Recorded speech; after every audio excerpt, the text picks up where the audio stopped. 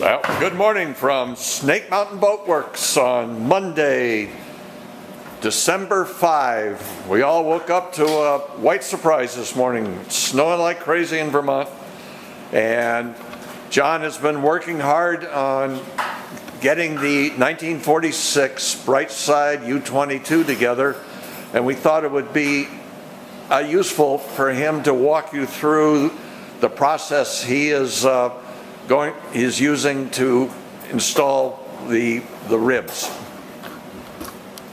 This frame on the front here was the one that we were going to actually scarf into place, and then we were going to put a sister on it. I've got the frame all cut and fitted and scarfed into the old frame. I actually started out by using Thixo epoxy to fit together that frame rail, because in actuality that frame rail is supposed to be one piece board. So wherever we get a one-piece board, I can use the Thixo because it doesn't have to expand and contract like together with other pieces of wood. Now the sister I put on, I actually used the 5200 on that, so it's a little bit flexible in the end, but with the 5200 pretty much they're pretty well as stationary, almost as stationary as the epoxy. The only thing is, if you have two pieces of wood together that the epoxy bonds together that are supposed to move back and forth apart from each other, it will crack the epoxy, and then the epoxy doesn't really have any hold anymore.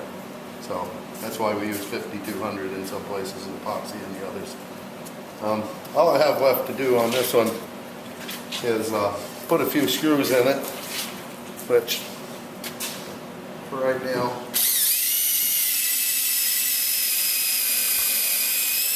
I'm just going to put some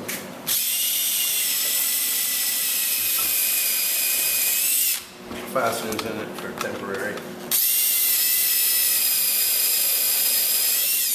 And I'll move on to another frame.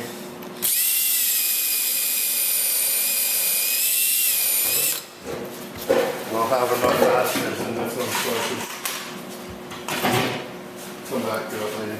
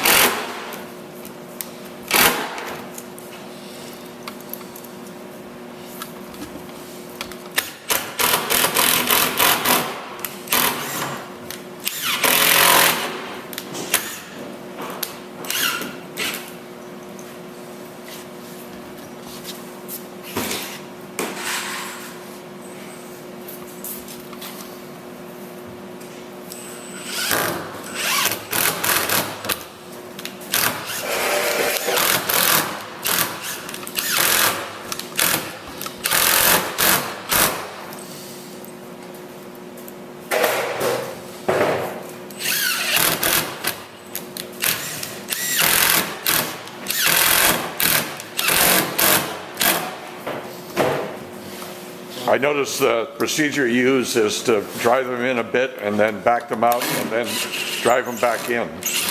Well, that's so that I don't twist the screw off, because I'm screwing into oak, and these silicone brown screws, if you put too much force on them all at once, they will twist off. So I back them off and drive them back in a couple of times, and I'm not going to stress the screw out.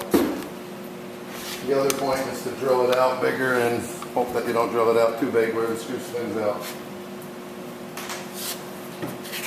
Okay, now this next frame back here is, I've just got to replace this one side, so I will put a little 5200 in between this joint and this joint here on this other frame. I'll also add 5200 in between this brace in the center and this here. And originally on the boat they didn't have no 5200 in there, but eventually things loosen up. Things get loose and then the boat cracks a little bit more and more as years go on.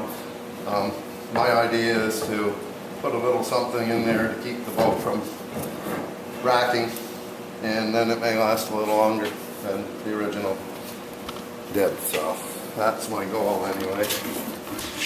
I won't know for another 40 or 50 years if I achieved my goal or not.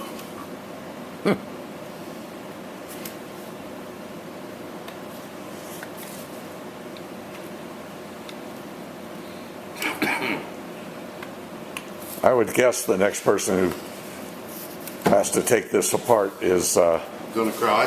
going to cry, yes.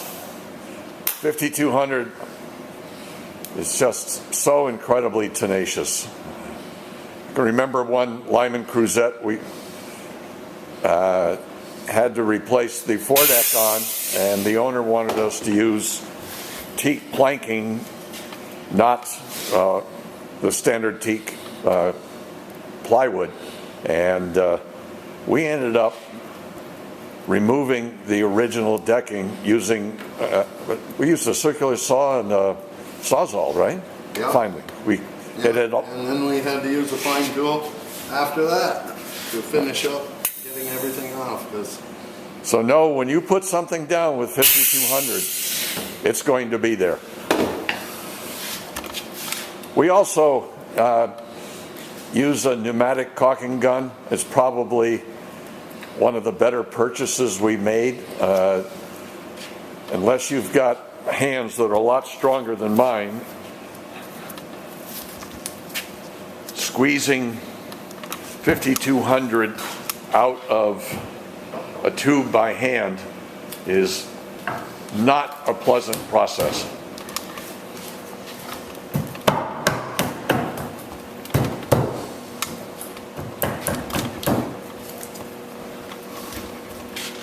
There's that in place. Now we'll just clamp it in place. We'll put a number 10 by 3 screw in here. There's plywood gussets that go on the side of the frame right here. And then this frame here will be screwed in, but not only will it be screwed in, but it will have its 5200 sealer in between, and it will be as one. Thank you. So that's the update on the 1946 Brightside U22 for December 5. Thank you so much, and goodbye from Snake Mountain Boat Works.